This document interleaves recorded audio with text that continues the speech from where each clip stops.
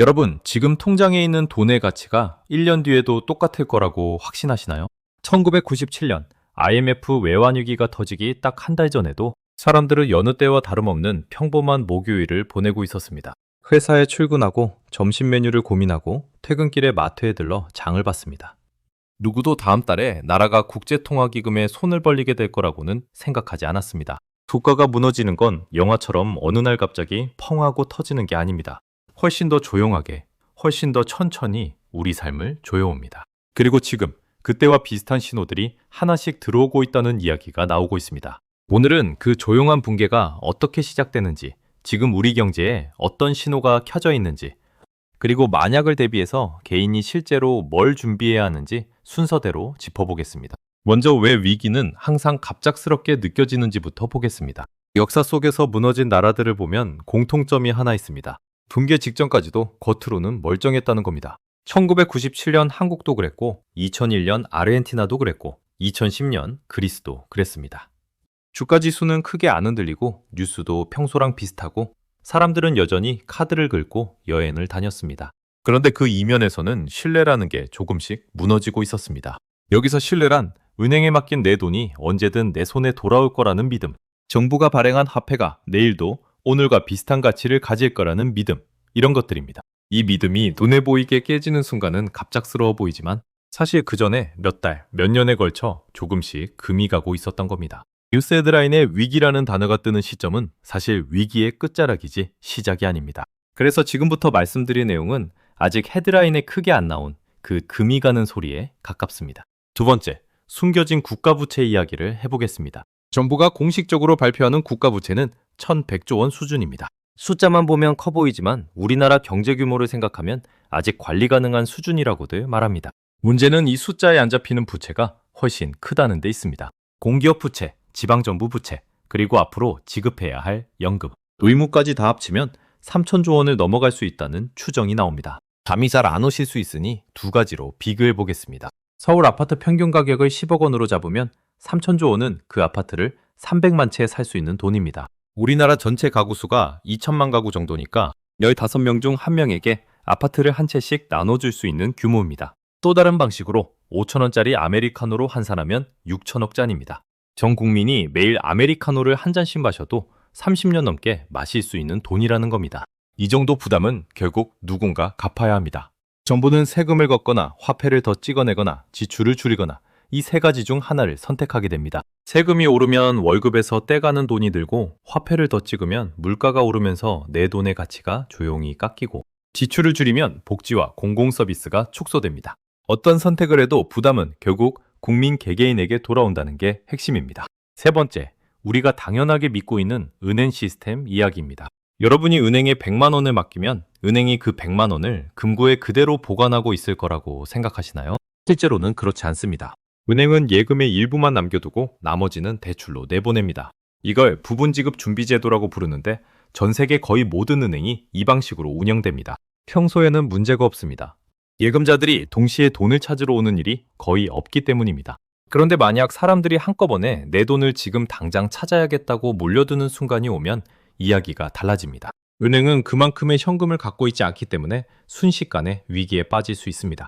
이걸 뱅크런이라고 부르고 이게 은행 하나가 아니라 국가 단위, 금융 시스템 전체로 번지면 국가 부도로 이어질 수 있습니다. 지금 우리가 안전하다고 느끼는 이유는 시스템이 완벽해서가 아니라 아직 아무도 동시에 의심하지 않고 있기 때문이라는 걸 알아두셔야 합니다. 이제 네 번째, 실제로 지금 나타나고 있다는 위기 전조 신호 4가지를 살펴보겠습니다. 첫 번째 신호는 국채금리 상승입니다. 국채는 나라가 돈이 필요할 때 발행하는 일종의 차용증입니다. 이 금리가 오른다는 건 투자자들이 나라에 돈을 빌려주면서 더 높은 이자를 요구한다는 뜻입니다. 쉽게 말하면 이 나라에 돈 빌려주는 게 예전보다 불안하니까 이자를 더 달라는 신호입니다. 두 번째 신호는 원달러 환율 급등입니다. 환율이 오른다는 건 원화 가치가 떨어진다는 뜻이고 해외 투자자들이 한국 자산을 팔고 달러로 바꿔서 빠져나가고 있다는 걸 의미할 수 있습니다. 환율이 오르면 수입 물가가 오르고 기름값부터 밀가루값까지 줄줄이 오르면서 생활비 전체가 영향을 받습니다. 세 번째 신호는 부동산 시장 불안정입니다. 부동산은 대부분의 한국 가계 자산에서 가장 큰 비중을 차지합니다. 이 시장이 흔들리면 개인 자산 가치가 흔들리는 동시에 부동산 담보로 나간 대출들의 부실 가능성도 함께 커집니다. 네 번째 신호는 기업 부도 증가입니다. 기업들이 줄줄이 문을 닫기 시작하면 실업률이 오르고, 실업률이 오르면 소비가 줄고, 소비가 줄면 다시 기업들이 어려워지는 악순환이 시작됩니다. 이 네 가지가 각각 따로 움직일 때는 큰 문제가 아닙니다. 문제는 원래 오르내림이 있으니까요. 문제는 이 네 가지가 동시에 같은 방향으로 움직이기 시작할 때입니다. 금리도 오르고 환율도 오르고 부동산은 흔들리고 기업 부도도 늘어나는 상황이 겹치면 금융 시스템 전체가 감당하기 어려운 압력을 받게 됩니다. 하지만 여기서 착각하면 안 되는 게 있습니다. 많은 분들이 위기가 오면 정부나 중앙은행이 당연히 어떻게든 막아줄 거라고 생각합니다. 물론 정부와 중앙은행은 여러 대응 수단을 가지고 있습니다. 금리를 조절하거나 필요하면 화폐를 더 공급하거나 특정 산업에 자금을 지원할 수 있습니다. 그런데 이런 대응은 어디까지나 단기적인 처방입니다. 시스템 전체에 대한 신뢰가 근본적으로 무너지는 상황이 오면 이런 정책 수단들의 효과는 크게 제한됩니다. 금리를 낮춰도 사람들이 돈을 안 쓰고 화폐를 더 풀어도 오히려 물가만 더 오르는 상황이 올 수 있습니다.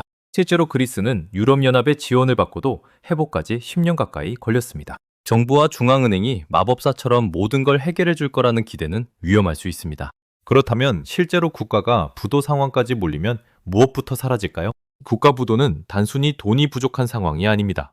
우리가 당연하게 누리던 선택권과 생활 기반이 사라지는 상황입니다. 과거 위기를 겪은 나라들을 보면 연금 지급이 줄거나 늦어지고 복지 예산이 삭감되고 공공의료와 교육의 질이 낮아지는 일들이 동시에 벌어졌습니다. 아르헨티나는 위기 당시 은행 예금 인출을 정부가 강제로 제한하는 조치까지 나왔습니다. 내 돈인데도 마음대로 찾을 수 없는 상황이 실제로 벌어졌던 겁니다. 이런 시기에는 범죄율과 실업률이 함께 오르면서 사회 전체가 불안정해지는 모습도 나타났습니다. 돈의 문제가 결국 삶의 기본적인 안전망 전체로 번진다는 게 핵심입니다. 여기까지 들으시면 불안하실 수 있습니다. 그런데 이 영상의 목적은 여러분을 겁주려는 게 아닙니다. 위기가 온다 안 온다를 예측하는 건 사실 아무도 정확히 할 수 없습니다. 중요한 건 예측이 아니라 대비입니다.